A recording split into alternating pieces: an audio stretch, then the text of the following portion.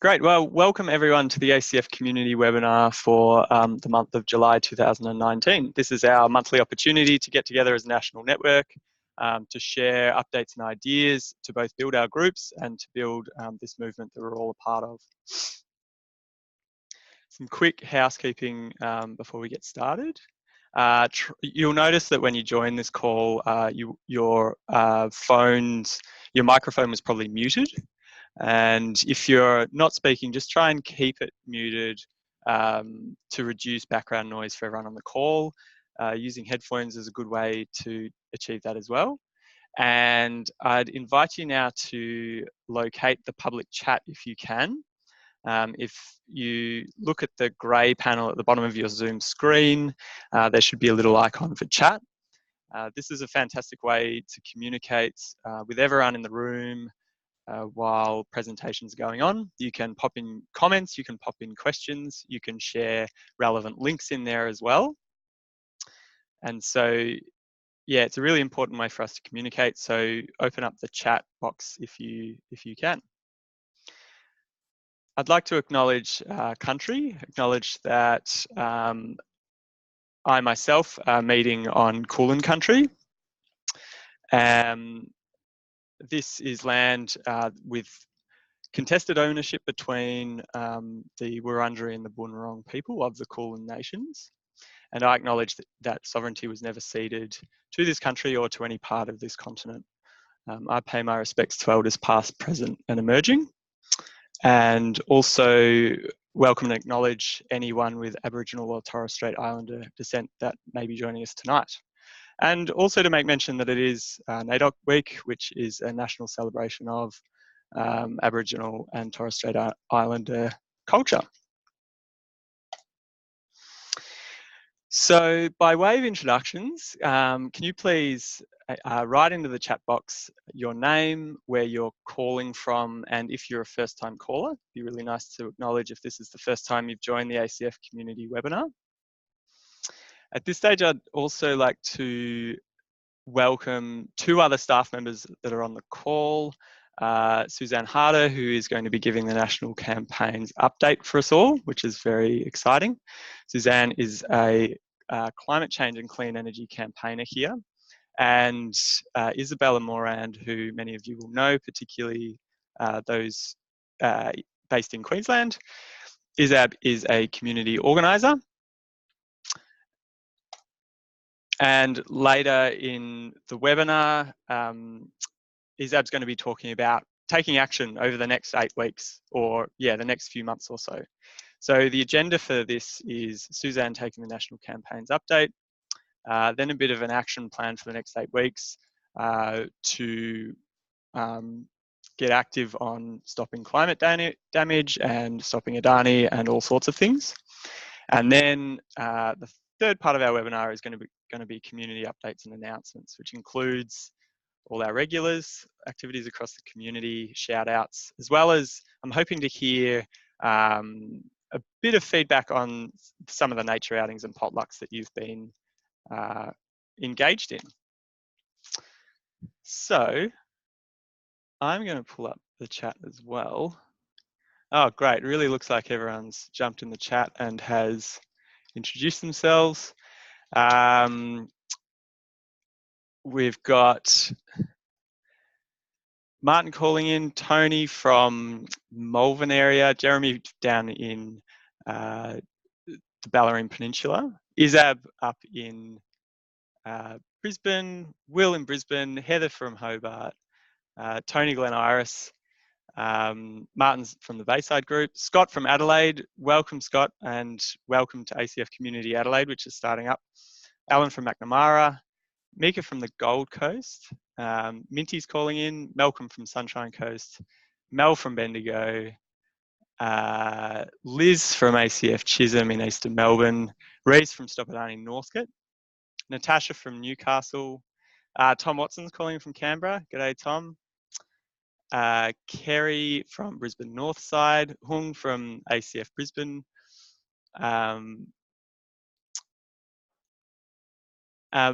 Sarah from Footscray, welcome Sarah. Warren from Canberra, Jeremy from Geelong. A few double ups here. Caroline from Brisbane West, Kate from St Kilda, and Malcolm from Castlemaine. Welcome, everyone. It's fantastic to see you all on the call. All right, we're going to jump straight into it. Suzanne is taking our national campaign update. I won't introduce you further. I think you can introduce yourself far better than I can. Now, Suzanne doesn't have any slides, which is kind of good, which means I'm going to stop the share so we can kind of see each other a little bit better. So Suzanne, whenever you're ready, take it away. Great. Is my mic working? Beautiful. Hi, everyone. Yes, my name's Suzanne, as was just introduced. And I'm just going to give a quick update, really starting with what happened at the recent election, sort of what the new parliament looks like, what that means for our for climate action, why it's important, and then I'll do a quick wrap of where our campaign is heading. And that's going to be sort of a broad wrap because we haven't nailed every little piece of it. We had to do a bit of replanning, but let me start out with the election. So regardless of the fact that the coalition won with a poor climate policy, we made climate an issue, and we as a community helped pull it from the fringes of debate to an issue that media covered every single day. You know, climate topped the polls as the greatest threat to Australians, and even long-running, very dependable polls like the Lowy poll. Any analysis in my book that says climate change had no impact on the election is just dead wrong. It's hard to pinpoint exactly how much it shifted thinking and votes, but it definitely had an impact, and I believe a longer term impact than we can calculate right now. Excuse me. So it's hard to separate out the other forces. There were some other very strong forces at play, like Clive Palmer's money, his massive ad campaign, the ALP's very confusing policy agenda that really opened them up to a huge fear campaign. There was dislike and I guess lack of trust in Bill Shorten in a lot of people's minds. ALP's refusal to take a stand on Adani undoubtedly impacted them. And Scott Morrison's very small target campaign, hip pocket issues, lots of fear. So there were all these other issues, but it doesn't change the fact that climate was absolutely there. It was in the mix, it was reported, people were talking about it. And I think that we've started something really big in an election context, and it's something that absolutely will grow and can grow. And nothing's going to make climate change or climate damage less of a crisis, change the science, reduce people's concern, or make young people stop caring about their future. So in my book, that was one election cycle. The next is going to be even stronger. I really believe climate will be an election turner. So just to have a more positive outlook, we made a difference. And I think, again, getting involved politically is going to continue to be super, super important in this term. So the new parliament, what does it mean? Why is it important? So first off, let's remember there are 3 levels of government. They're all important. They all hold different levers. So we had a federal election, but that doesn't change everything. So ACF is obviously a national organization. We focus on the federal government, but we also, from time to time, turn our attention to state governments, particularly when our best capacity to lift ambition is to block something bad through states. So for energy transition, for example, we often work on states to lift their ambition through their own targets, through their policies, through their investments, and that's one way of making the federal government less relevant. I mean, in the case of energy, for example, that's to keep renewable energy momentum going despite bad federal policy or no federal policy. And then also we have to think about the fact that states and territories are important in other contexts. For example, there's a body called COAG, the Council of Australian Governments, that brings together premiers and the federal government, but it also has an energy component where states and territories can block things. So working through states in that way as well to try to get them to pressure the feds or to block things the feds are getting up is another opportunity. So don't forget that it's not all in one basket with the federal government. But when we look at the federal election, we have to look at the numbers. So politics is a numbers game. There's no question about that. Politicians, their advisors, their chiefs of staff, they are constantly counting numbers. They're counting votes. Their margins matter. Those margins will sit in the back of their heads all term. And that's why they care about their constituents, because they're always trying to think, okay, I'm really marginal. They have to take those meetings. They have to listen to folks. They actually worry about what constituents think. It's all about numbers. So let's look at the House. There are 151 House of Reps seats.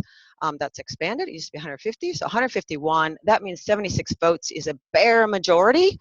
What was the result? So the coalition got 77 votes. That means they've got more than a bare majority.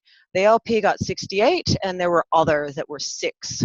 So that means even if you put the ALP with the others, they've still only got 74 votes. And so in any way you look at it, unfortunately, in the House, we're not going to be able to do a whole lot. So there's some great new members, Helen Haynes, who ran on climate. We've got the Greens, Adam Bant. We've got Sully Stagel, who got rid of Tony Abbott. Again, with climate being featured, Andrew Wilkie, Rebecca Sharkey, and Bob Catter. So actually some really great voices there. So they're going to be really important regardless. They're going to be important to hold the government to account, to keep the issue really pushing. But they're not going to be able to actually get anything new up in the House, unfortunately. So despite that unfortunate fact, let's look at the Senate. So the Senate's made up of 76 senators. There's 12 from each state, 2 from each territory. There were 40 seats that faced election. So not all Senate seats come up at the same time. So in this time around, there were 40, and the rest just continued. That means, so out of 76, you need 39 seats to form a majority. So this is where things get interesting.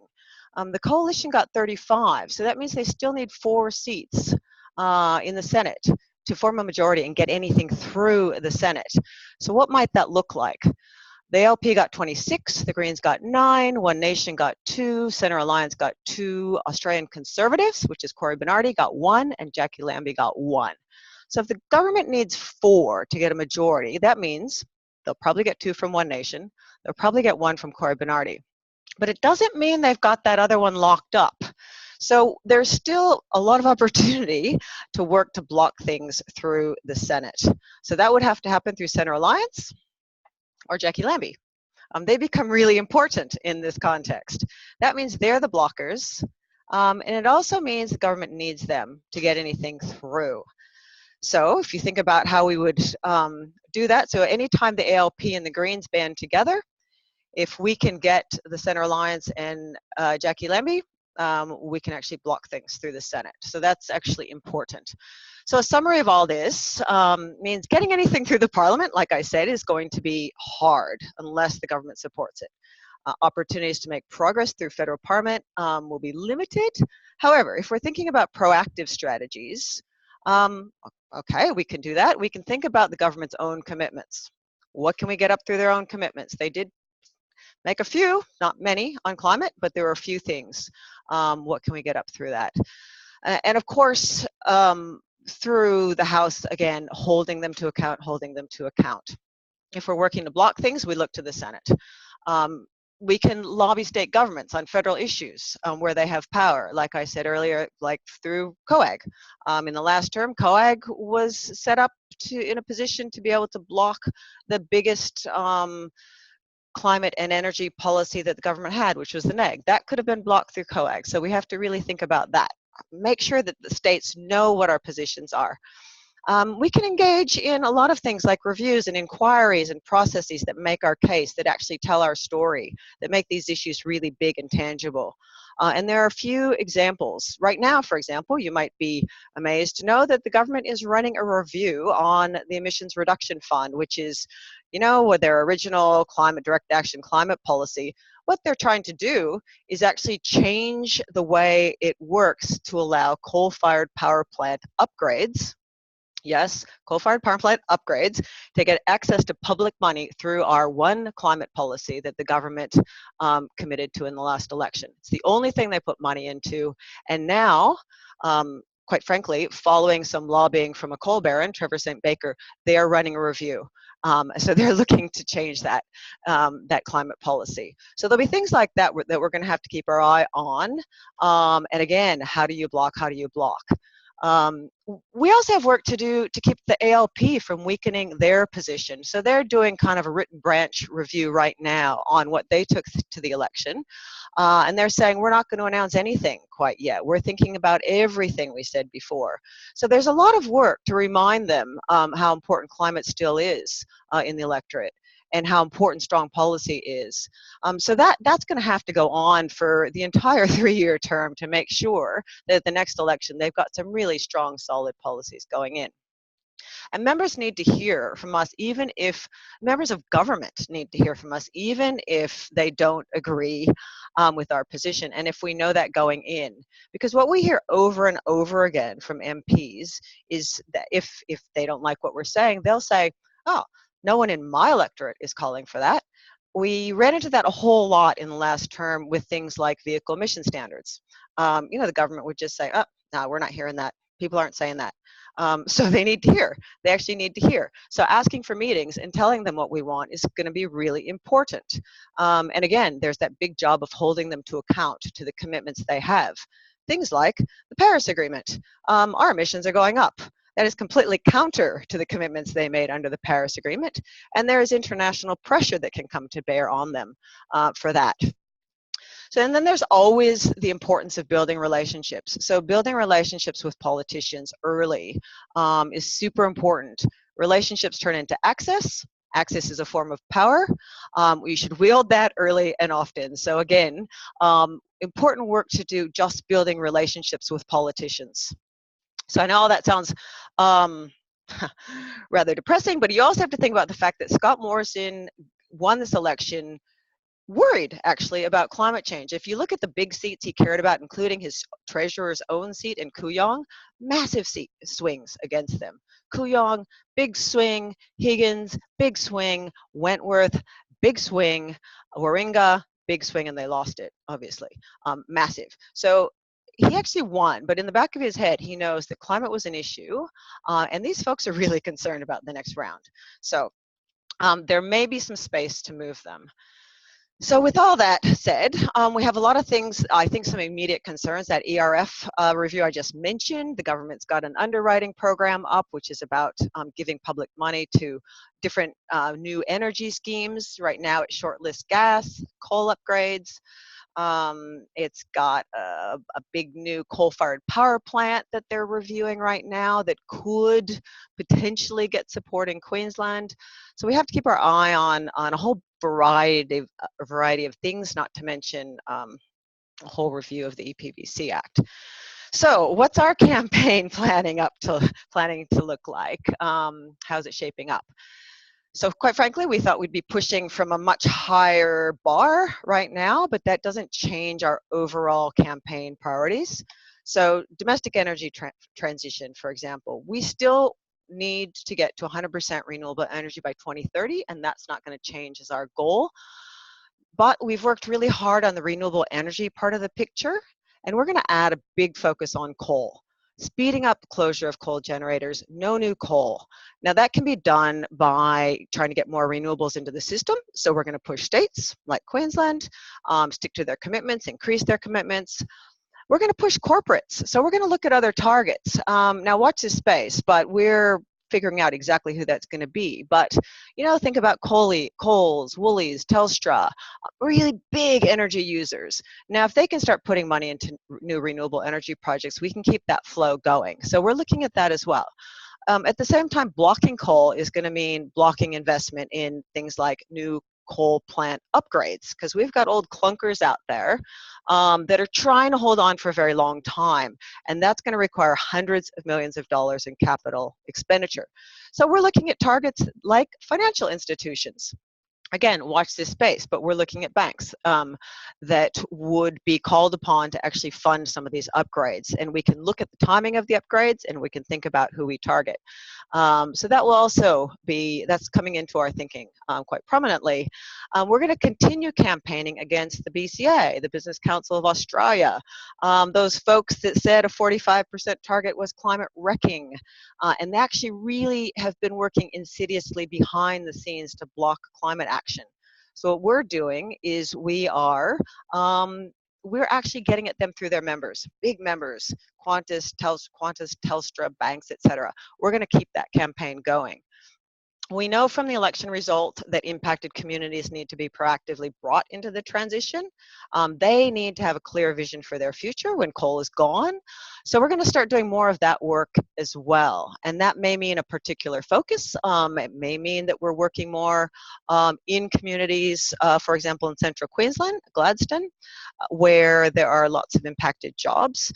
More detail about that, again, will reveal itself, but we are looking at really trying to do more work with impacted communities, and that's about making sure that the transition is fair and that there actually is one planned. Then there is, sorry, I'm almost done here.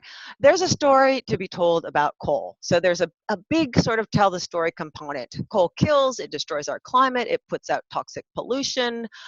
So a big comms narrative piece of work that needs a diverse range of people to tell their stories. So that will also be a big component of our campaign, as well as, again, holding the government to account. So we can do that through international pressure around the Paris Agreement, the COP at the end of the year, through Parliament, through media, through new reports, a range of voices. But that will be also part of what we do. And now the Adani campaign, obviously that's going to continue, and I'm not going to go into a whole lot of detail there, but that will have its own focus. And I think that's moving now toward big contractors that are signing up to work for Adani. So that focus is reasserting itself. And I think, you know, over time, because we're moving so much into a coal lens, that will need to broaden into a no new thermal coal campaign. I think that's really where we're heading. And if you think about no new thermal coal, then that ultimately points to our exports as well. So that's sort of broadly where we're heading. There will be a variety of tactics to roll this out. But all of that will need, again, political relationships and work behind politics. So next steps, I know there are letters that have been drafted to request meetings with MPs, and I think it's always a great idea to get in early in a term, and for some reason, early meetings seem to stick. It shows that you're not messing around, that these meetings are important to you, relationships important. And so either you are an advocacy rep, or there's someone from your team who is, and I think, and those reps will be helping to get those letters out. I know Penny, who sometimes works in our office as a volunteer, has fabulously drafted some letters, and I think she's going to be in touch quite soon. So I think that's a wrap from me, and I'm going to turn it back over to Tom. Wonderful. Thank you so much, Suzanne. Does anyone want to jump in? We do have a bit of time for questions. Does anyone want to jump in, either chuck them in the chat box, or you can unmute yourself and say them to the room?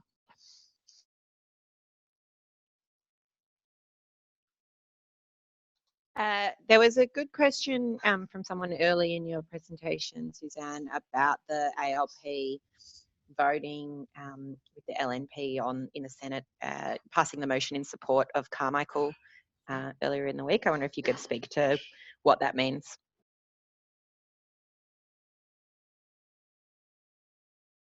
You're just on mute, mate.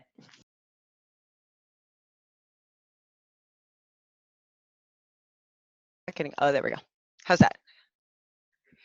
Yeah, so, I mean, it really was disappointing, as you'd imagine. Look, it means that they are still thinking that support. So there's some strong shadow ministers that have come out quite loudly after the campaign. Joel Fitzgibbon being one of them, whose electorate's in the Hunter.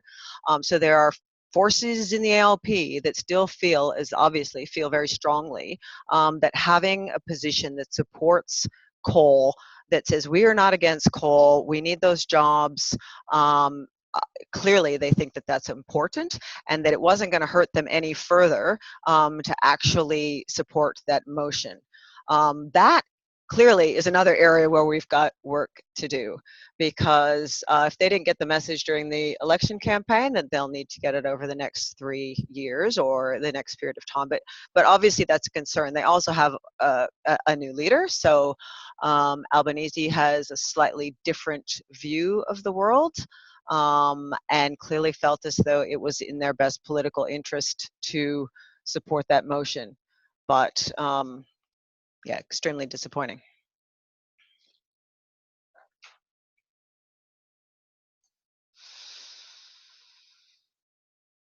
Any other questions for Suzanne?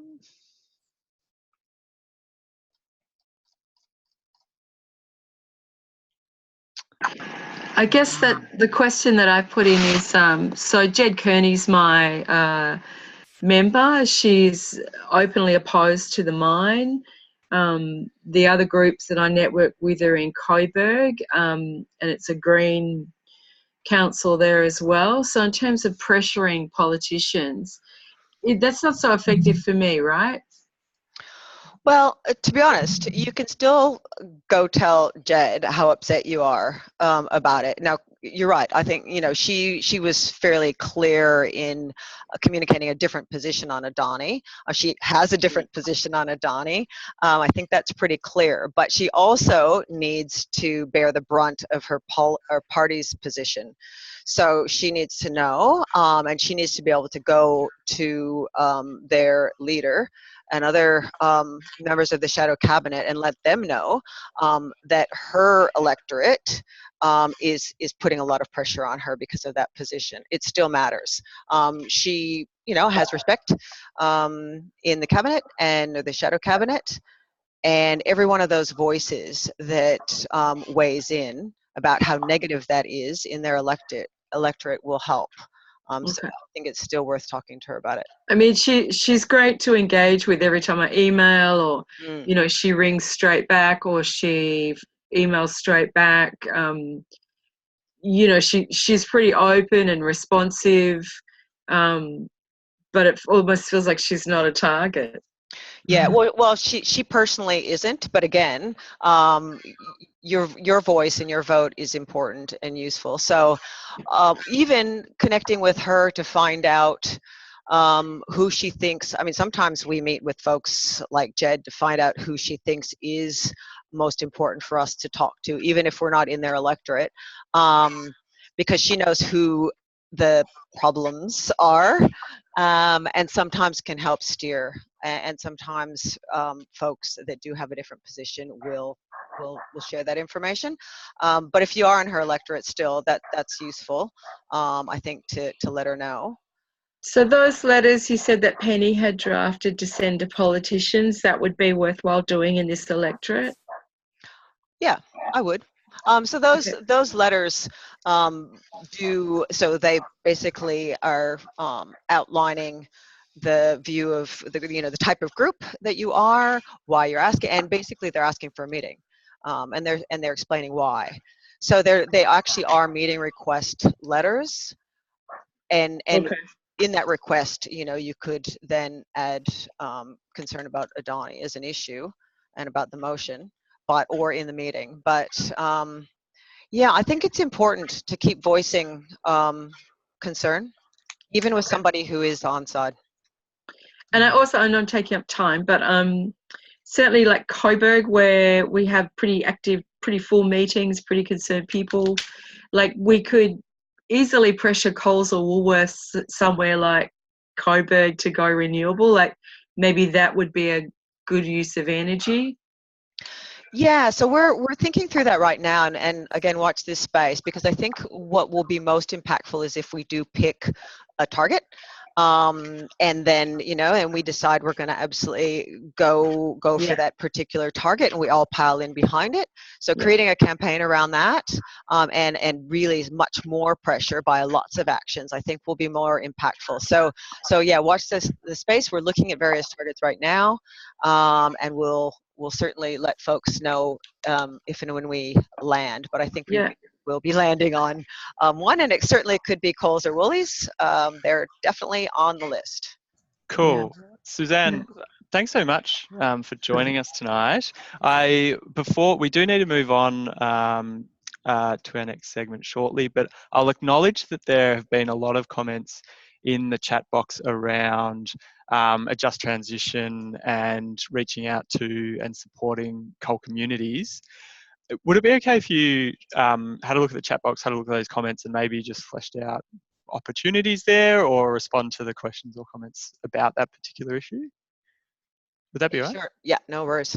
Cool, great. Well, look, Suzanne, yeah, again, thank you so much for joining. It's really interesting to get your perspective because you have such a unique and deep understanding of what's going inside Parliament, and it was really illuminating for the whole room. So thanks again. No worries. Thank you. Thanks, everyone. Cool. All right, I'm going to share my screen again.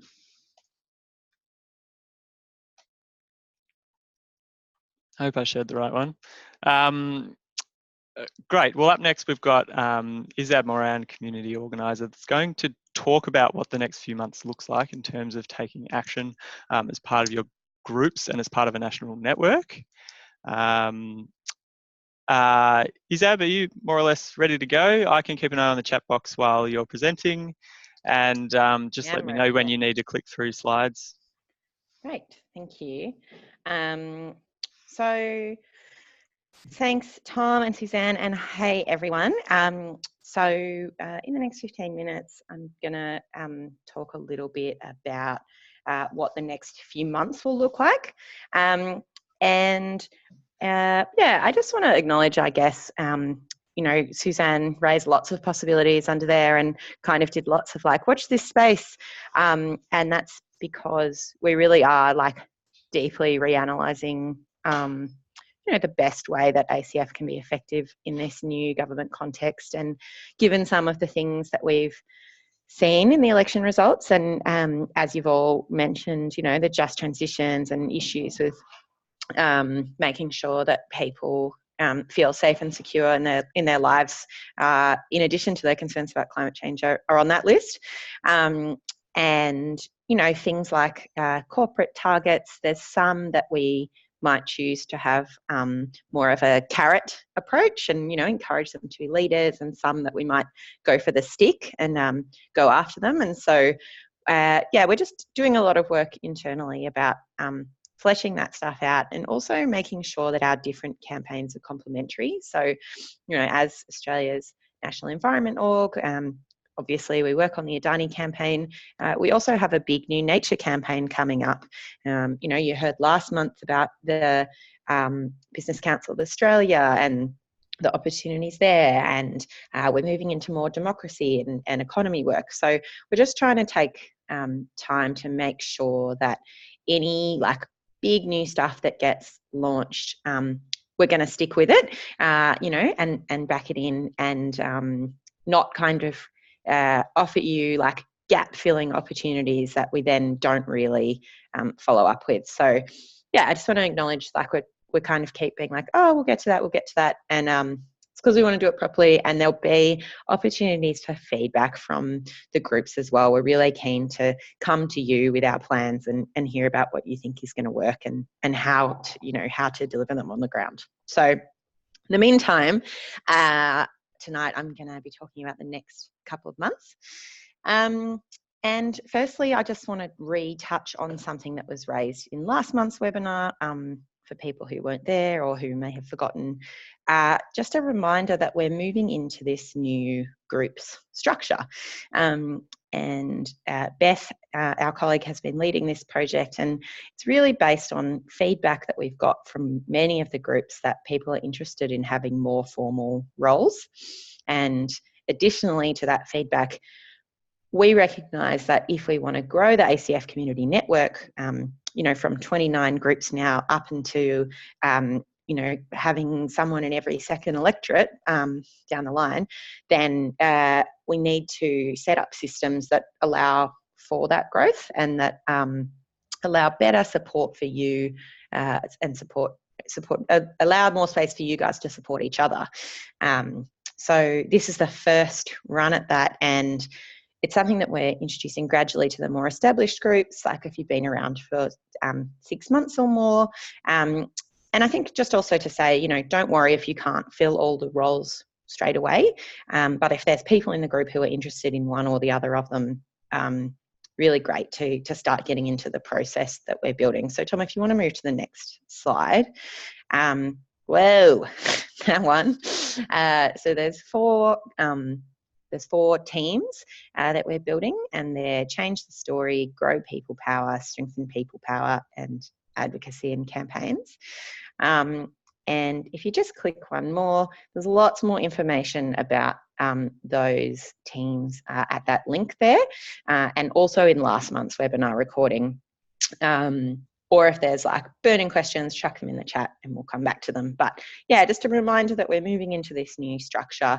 And the first webinar is this Thursday, and that's campaigns and advocacy. And I think it would be great if we can get like people from as many groups as possible on that webinar, because we are going to go a bit more deeply into those letters to MPs that Suzanne mentioned and talk about how to effectively pressure your local member. Great, so that's the roles stuff. Next, first 100 days. We're 35 or so in already, would you believe it? Many of you will remember these headlines from the election debrief. So this is how we wanted to break down what was happening next. Building our movement, taking on nature-wrecking corporations, and telling the truth about the crisis that we're in. And so that's the frame that I wanted to present, you know, the suggested next steps in. So Tom, one next. You'll be shocked that the community organising team, the thing that we're most interested in is building our movement. So this is the most detailed one. Firstly, we want to support and encourage the groups to help the school strikers recruit for the next big global climate strike on September 20. So we've seen this amazing moral leadership from the kids, and they've got a goal to get double the turnout from their last rallies at the September rally. So keen to help them do that, and this could look lots of different ways in your group. It could look like recruiting your workplace. It could be doing some community mapping about who, you know, important and influential people are and reaching out to them. Maybe you've got, you know, like a parents group that you're connected to that you can talk to, and also postering and stuff. So we'll be providing a guide and resources based on what support the students have requested. And this is just a really great opportunity for us to show that, you know, it was the climate election, people really care about this issue and it's not going away. So there's a real campaign imperative to make September 20 huge, as well as just, you know, supporting the kids because it's the right thing to do. Next up, we've talked just now about the network team inductions and development. So they're kicking off in July. And then I wanted to let you know early about some training that we'll have coming up. So many people on the call would have come along to ACF through trainings that we previously called either Convergence or Activate. We're going to be running some of those programs again with an updated agenda in Brisbane and Melbourne in late August and early September, and then in other regional centres as well. And we're just trying to nail exactly where that will be and when, but the first place we'll be looking is where there's existing ACF groups who haven't had the opportunity to access that kind of training. So we'll be coming on the road out to see you, and that will be an opportunity for people who have been in your group for a while too, you know, since during the election, because we haven't run these trainings in about 12 months. And then later in the year, we'll go back to our usual model of quarterly leadership training for the longer term volunteers, in Melbourne and Brisbane, and we'll be looking at how we can do some of this stuff online as well now that we've got more and more groups that are outside of the city centres. And of course, in the next 3 months, we're launching new groups. So we've got Adelaide and Hobart on the call, which is really exciting. I think it's the first webinar for both of them. And you would have heard me before say 29 groups instead of 27. So we've had heaps of interest come in after the election, and lots of people really keen to start groups in new places. And that will be taking up a bunch of the organising team's capacity, but also I know how wonderful you all are at supporting new groups and welcoming them. And yeah, there'll be lots of opportunities for you to share what's worked in your group and what hasn't, and so that people can learn from you and not reinvent the wheel. Next one, Tom. And sorry, I should have said, I'm going to go through all of this and then we'll stop on a timeline slide, and that'll be a chance for some questions in chat. Taking on networking corporations in the coal industry. So Suzanne touched briefly on the next steps for the Adani campaign. To be frank, as you may know, the political avenues for stopping Adani really have ended now, and the next steps in trying to slow down and ultimately stop the project from going ahead are targeting some of those corporate partners, and also, you know, looking at, ACF is looking at further strategic litigation as we've used in the past, but we want to make sure that they're the kind of things that we can win before we engage in them.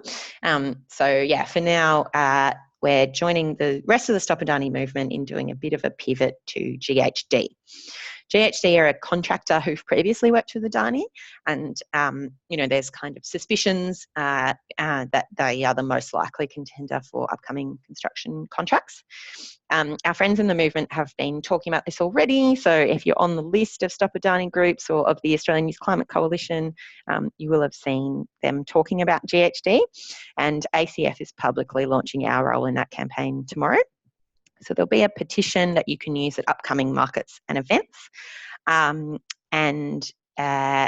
Then our friends in the movement are doing lots of different tactics, I guess, on the field in person. And some of them include staff engagement and like rallies and bolder actions at the offices. Some of them will be things that fit the ACF community principles, and some of them may not be.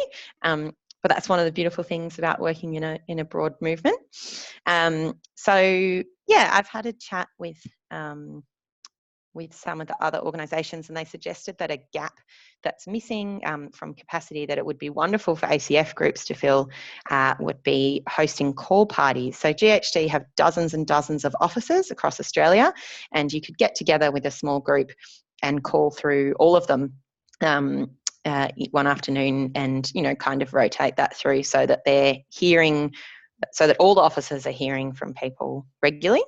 And when we get to the timeline, I'm keen to hear what you think about that, and whether it's something that any groups are interested in, or whether you have other tactic ideas, because we'll support you to run a tactic if you want to do it. Yeah. So that's GHD, and then the Business Council of Australia, those digital actions are ongoing. So you would have seen emails about talking to Coles and Woolworths on their Facebook, and we're continuing the digital pressure there, while, you know, as Suzanne mentioned, some of the details of the next corporate campaign are being worked out. Next slide, thanks, Tom. And we're going to tell the truth about the climate and extinction crisis we're in and the opportunities for change. And one of the big opportunities for us to do this, as Suzanne touched on, is through advocacy. So we want to start reaching out to our re-elected or new federal MPs, introducing the group and requesting a meeting. And we will get further into this in the Advocacy and Campaigns webinar on Thursday. So if you're not the person who wants to take on that role, make sure you're tapping your other group members on the shoulder so that we get some people there. And for Queenslanders, an early flag that in August we're going to be launching a big bunch of work around the state government. Queensland state Labor government was elected on the back of some really good climate promises 2 years ago, and they have made very slow progress in actually moving towards any of them. So, it's time for them to get a move on, and we'll be talking about how we can engage their MPs in making that happen soon. And then one of those other 4 teams is Change the Story. And so the Change the Story team will be looking at, local story analysis. What are the messages that your community hear and see, and how can we start to respond to them? Great. Tom, so this is my best attempt at a beautiful, really clear to read timeline.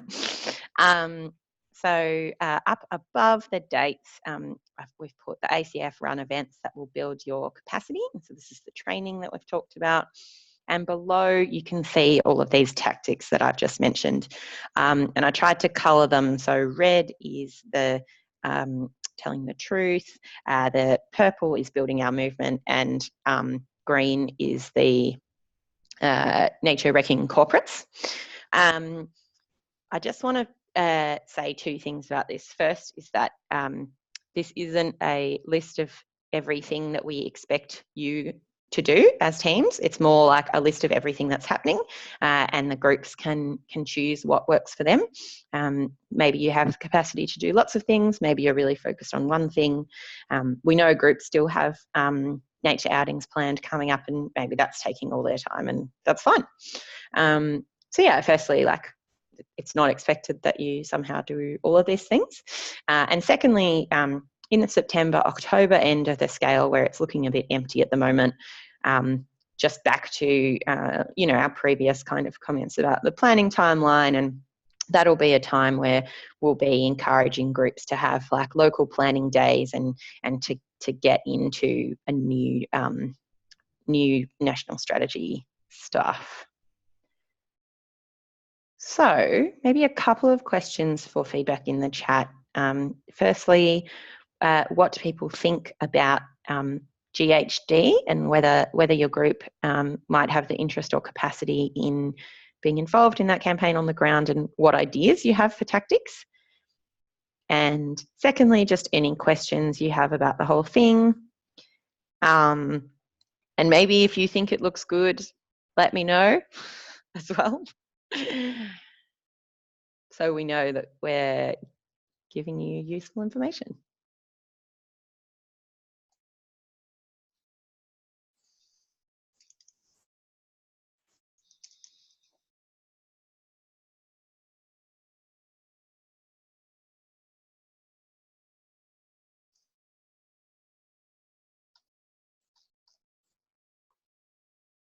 Good one, Caroline.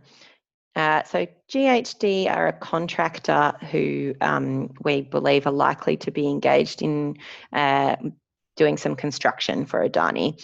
And so the campaign is to, similar to the way that the movement did previously with the banks, is to get them to rule out working with Adani.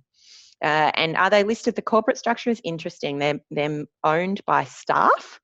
So that's why there's a big focus on staff engagement in the plan.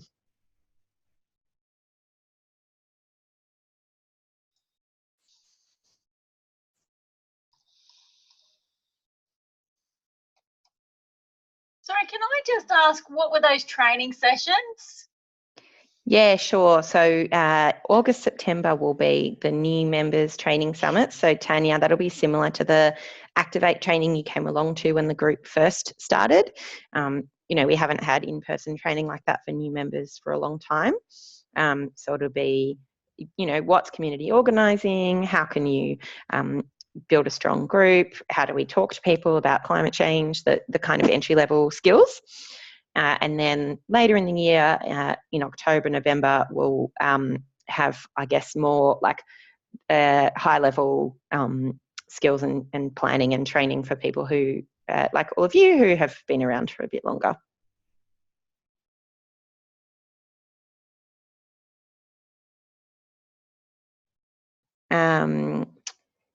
Carolyn is asking, is the plan to call GHD officers? So I guess my question is, do you think, it's been suggested to me that that's a gap in the current campaign and that it could be a useful thing for ACF groups to do.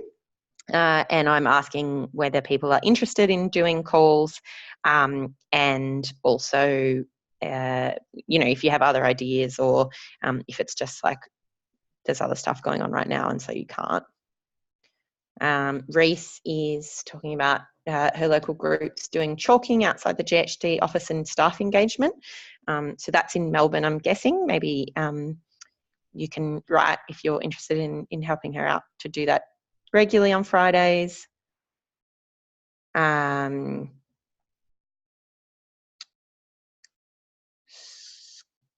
Scott, oh, that's an interesting idea. So the suggestion is that other ideas, other people who might use GHD would be a good lever to pull. I might I'll have to feed that one back to our campaigner Christian, I think. But it's a really good point. Getting other orgs to say we won't work with you if you work with Adani.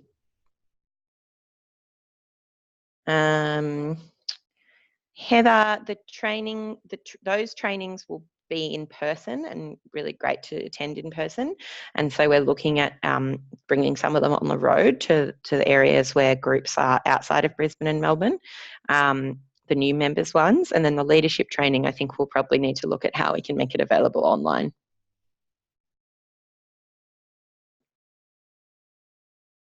Few people pointing out things that other people in the movement are doing. Yeah, so other people in the Stop Adani Alliance are moving to other contractors. For now, ACF is keen to keep the focus on GHD, while we assess whether or not this corporate campaign is strategic, and what the next steps might be, rather than going too broad. Liz, that's a great idea. Graduates. I believe we're looking at trying to get targeted ads to people who work there as well, and making sure that they know about what's going on. Yeah, LinkedIn. Beautiful, Malcolm. Exactly. So we're looking at whether we can advertise there, but maybe you're suggesting using it to do direct, to get into contact with people directly, which I love too.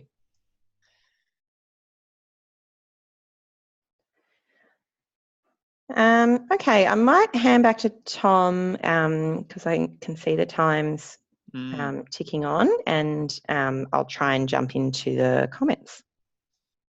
Yeah, I mean, it's great to see lots of comments and ideas coming back in response to the plan. I was keen to let that run a little longer than just because it is a big, there is a lot to take in, and as well as we really want your feedback and want your input into this plan. And I suppose beyond tonight, will be opportunities for you to check in with your organisers to discuss the plan in more detail, and to work out where your group fits in and what exactly is going to be the plan for your group over the next few months. So thanks so much to Isab for running us through that in such fantastic detail.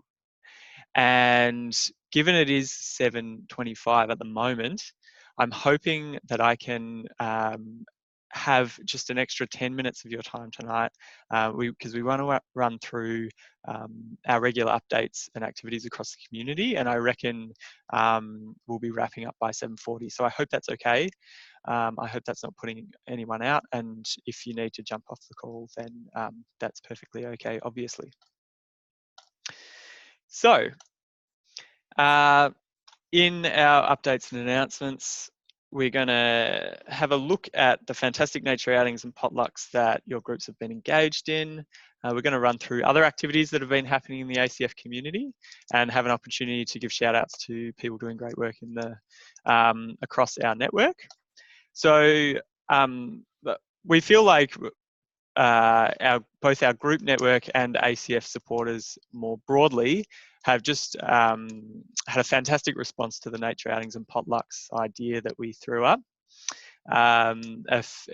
post-election as a way to reconnect with people in the community, reconnect with nature, and just to have a good time and to build the connections that sustain a movement. There's some images on the screen of just some of the activities that have been taken place. I haven't prepped anyone on this, but I'm wondering if anyone wants to chime in, particularly with just any ideas you have around, well, first of all, I'd love to hear if you want to tell the group what your group did, the outing that your group did, whether it has helped your group and how it's helped your group, and any ideas for next time, if you'd run it next time, something to change or something that you'd keep for next time. Does anyone want to give like a little report back in that form for the nature outing or potluck that you've run?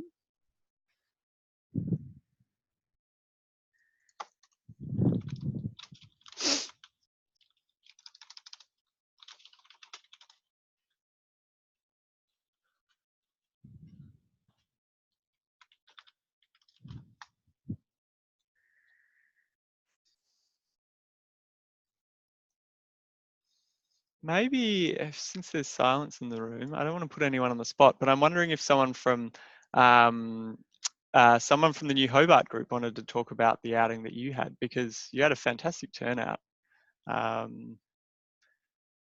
Shane or Heather? Hi. I haven't got my camera on, but yeah, we did have a great day, and yeah, it was my first meeting and involvement with ACF. And we were just, yeah, it's taking off really quickly. We did a walk along the Pinnacle track, and everyone in our group had such a diverse range of skill sets and interests to bring into the circle to discuss their backgrounds and their stories. So it was a really, really great first meeting, and yeah, it's a really dynamic group, so I'm feeling really positive about it. But maybe Shane might like to talk about it as well. Shane, anything to add on? I don't know if you can hear me. Can you hear me? Yeah, yeah. Oh, great. Yeah, it was a beautiful day. Very, very cold and damp day. But once we got up to the mountain and the walk under the canopy, it was all dry. It was beautiful. And just a really great, diverse bunch of people. Good to meet everyone and yeah, just meet up with a lot of passionate people. It was a very, very good day. Looking forward to the next one. Cool. Thanks, Heather, and thanks, Shane. Any other report backs from nature outings or potlucks? Hi, it's Kate here from McNamara. Hey, Kate. Hey, sorry, my camera, I don't know why I can't get it to work either. Yeah, we had a meeting, like a gathering. It was a party at the hub before the hub finished.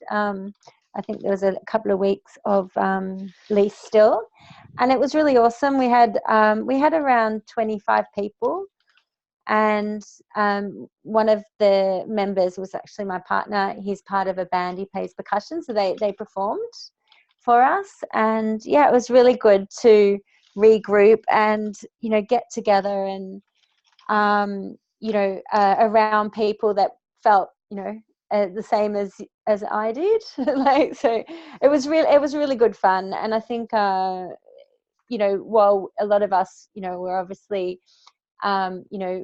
organizing our thoughts on and how we feel about what had happened with the election and how to move forward, it was still very positive and a good way to take the next steps. So it was good. You can see the photo there of Mauricio, yeah, and Yadira. So that was in the kitchen. And just on the left at the bottom, that was our food table. So there were some really yummy things that people made for the day. Awesome. Thanks, Kate. Can I just say something really quickly? It was really good having the nature walk because we got to have fun together as well. So it wasn't work, it was fun. So it's nice to do that with the group and get to know each other better. Yeah. It was really good to sort of, although I got to say, like, a few of us really had a few things, like we weren't per se like doing anything like talking about actions and what's next and whatnot as a group, but we definitely had some pretty good conversations. I think a lot of us really needed that sort of therapy, you know, like getting a bit off our chest, but still, you know, we spoke about a lot of other things. So it wasn't, and it definitely wasn't, you know, like let's structure our next moves. But out of it, actually, we have some people from Stopadani McNamara that came along, and we also have a really, you know, so that was awesome as well, because part of our community, we want to really keep those connections that we, you know, with other groups. So like we were thinking of getting out into nature, but then because we had the venue, we thought we'll use it while it's there, you know what I mean? So, and it's central for everyone. Awesome. Yeah, well, it was a fantastic opportunity, I guess, to connect as a group. And as you've mentioned, like, so much effort went into the election campaign, and so much of it was quite focused and tactic driven, and getting out there and doing things. So just having a bit of time to relax and enjoy each other's company, I think, has been really important. And so that's all been going on amongst all sorts of other things across the community. I think we have seen things slow down a little bit in the wake of the election, which is very natural and to be expected. But even that being the case, our groups have been running workshops. That's a picture of Bendigo, who ran a workshop with the Bendigo Young Council, Young People's Council. Mel, do you want to explain that a lot better than I just have? Are you on the call, Mel? Yeah, cheers. So it was Bendigo Youth Council. Bendigo Youth Council. Yeah. Council approached us and asked if we would run a sustainability workshop. So we sort of got them to try and think a bit more strategically, got them to sort of brainstorm some of the issues that are around and how they were going to solve it, and worked them through a whole strategic process to hopefully go on after that and make some change in the community. And we also got paid $480 from council, which is awesome for our group. Yeah. That is wonderful. So running workshops, social events has been described, and lots of group planning and training happening as well, which is all really important for building our movement for the long term. So in our shout out section, I think I've got 2 to give. We've acknowledged that there's some new groups starting up, which is really fantastic, Adelaide and Hobart. Also like to acknowledge that there's a group more or less restarting in the southeast of Melbourne, in the Higgins, Malvern area, and Tony's joining the call, and he's part of that endeavour. So that's fantastic. Also want to give a shout out to the Newcastle group, who I believe have joined this call as a group. They're also holding their group meeting at this time, and they're tuning into the webinar as a group as part of that. So that's really fantastic. And Natasha and the whole group are doing wonderful work there, both on our national campaigns and on local campaigns as well. And also a quick shout out to the series group, who ran a fantastic potluck and are getting all sorts of new interest and harnessing new people and new energy, and I think are going to be taking off and doing really wonderful things in the near future. All right, well that's that's formally more or less the end of our webinar tonight. I am keen and interested to stick around for 5 minutes if anyone does have any final questions or if they want to do their shout outs of their own. So at this stage, I'd just like to thank you all for joining the ACF Community webinar for this month. I'll mention that, you know, there are over 30 of us joining this call tonight across 6 states. I think that's 6 states and territories. I think that's probably the first time we've ever had that many states and territories represented, which is fantastic. Really wonderful, and yeah, acknowledge a really strong turnout, and it bodes well for the strength of our network and the strength of our group. So thank you all for joining, and any last final questions and comments, feel free to unmute yourself and chime in. Excuse me, Tom, it's Jeremy here.